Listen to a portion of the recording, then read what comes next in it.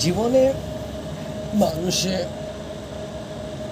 টাকা ইনকাম করে, জীবনে মানুষের সবাই টাকা ইনকাম করে, কিন্তু টাকাটা কীভাবে খরচ করতে লাগে সেটা সবাই জানে না।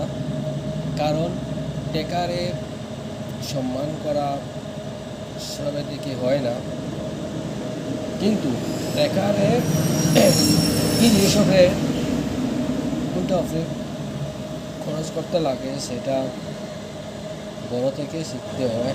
কারণ বড় যে মানুষ সে বুঝতে পারে কিরম কোন জিনিস উপরে খরচ করতে খুব বেটার। তাই টাকা ইনকাম সবাই করে, কম ও বেশও করে সবাই, কিন্তু টাকাটারে কোন জায়গাতে খরচ করতে লাগে সেটা সবাই জানে না। তাই